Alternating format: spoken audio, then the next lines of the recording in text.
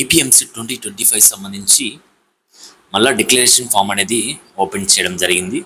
ఎవరికైతే ఫస్ట్ రౌండ్లో ఎవరికైతే ర్యాంక్స్ అనేవి రాలేదో ప్రతి ఒక్కరు కూడా డిక్లరేషన్ ఫామ్ అనేది సబ్మిట్ చేయాలి. చాలామందికి కూడా ఎంసెట్లో క్వాలిఫై అని వచ్చింది. నెక్స్ట్ వచ్చేసి 10+2 మార్క్స్ అనేవి నాట్ అవైలబుల్ అని చెప్పేసి రావడం జరిగింది. ఎవరికైతే అలా వచ్చిందో ప్రతి ఒక్కరు కూడా ఏం చేయాలంటే డిక్లరేషన్ ఫామ్ అనేది ఓపెన్ చేసి మీరు డిక్లరేషన్ ఫామ్ అనేది సబ్మిట్ చేయాలి.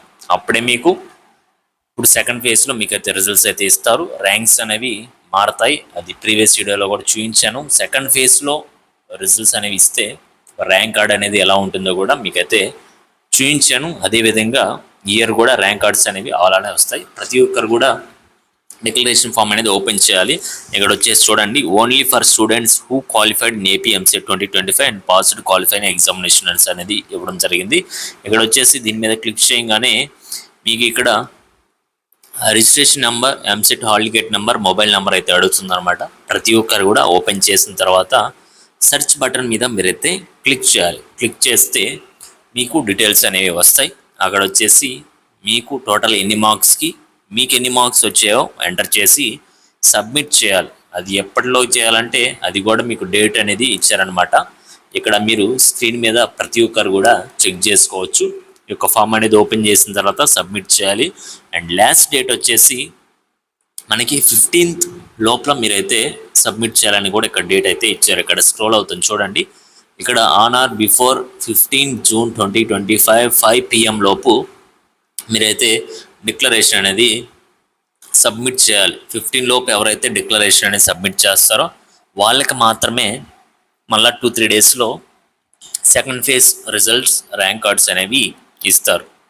మీకు వద్దు అనుకుంటే ఇలానే ఉన్నారనుకోండి, మళ్ళీ సెకండ్ ఫేజ్లో కూడా సేమ్ ఇప్పుడు ఎలా వచ్చిందో అలానే వస్తుంది. మీరు డిక్లరేషన్ కనుక సబ్మిట్ చేయకపోతే ప్రతి ఒక్కరు కూడా డిక్లరేషన్ ఫామ్ అనేది ఓపెన్ చేసి మీ యొక్క డీటెయిల్స్ అనేవి ఎంటర్ చేసిన తర్వాత మీ యొక్క స్టేటస్ అనేది ఏమొస్తుందో చెక్ చేసుకోండి ప్రతి ఒక్కరు కూడా. అండ్ మీకు ఎటువంటి డౌట్స్ అన్నా కూడా కింద కామెంట్ సెక్షన్లో కామెంట్ చేయండి. అండ్ ఇలాంటి లేటెస్ట్ అప్డేట్స్ అనేవి మిస్ అవ్వకుండా ఉండాలంటే ఛానల్ సబ్స్క్రైబ్ చేసుకొని డైలీ వస్తున్న అప్డేట్స్ అన్ని కూడా ఫాలో అవ్వాలన్నమాట. డిస్క్రిప్షన్లో మీకు వాట్సాప్, నెక్స్ట్ వచ్చేసి టెలిగ్రామ్ లింక్స్ అయితే ఉన్నాయి. ప్రతి ఒక్కరు కూడా వాటిలో జాయిన్ అయ్యి వస్తున్న అప్డేట్స్ అన్ని కూడా ఫాలో అవుతూ ఉండండి. ప్రతి ఒక్కరు కూడా ఛానల్ సబ్స్క్రైబ్ చేసుకుని బెల్ ఐకాన్ అయితే ఆన్ చేసుకుంటే ఎటువంటి అప్డేట్ వచ్చినా కూడా మీకు నోటిఫికేషన్ అయితే వస్తుందన్నమాట. అలర్ట్గా ప్రతి ఒక్కరు కూడా మీరు అయితే చెక్ చేసుకుంటారు. అంతేగాని మీరు అప్డేట్స్ అనేవి ఫాలో అవ్వలేదు అనుకోండి, ఎక్కడ మిస్టేక్ చేశారనుకోండి, తర్వాత మీకే అది ప్రాబ్లం అవుతుంది. కాబట్టి ప్రతి ఒక్కరు కూడా జాగ్రత్తగా ఉండండి కౌన్సిలింగ్ అయ్యేంత వరకు కూడా. ఓకే గైస్, మళ్ళీ ర్యాంక్ వచ్చిన తర్వాత మీరు ప్రతి ఒక్కరు కూడా మెంటర్షిప్లో జాయిన్ అవ్వండి. అక్కడ నుంచి ప్రాసెస్ మొత్తం నెక్స్ట్ ఏం చేయాలో కూడా నేను అయితే చెప్తాను. మీకు ర్యాంక్ ఎంత వచ్చినా కూడా టాప్ కాలేజీలో ఏ బ్రాంచ్ వస్తుందో చూసి టోటల్గా ఎన్ని ఆప్షన్స్ పెట్టాలో మీకైతే లిస్ట్ అనేది ఇవ్వడం జరుగుతుంది. Okay guys, thank you.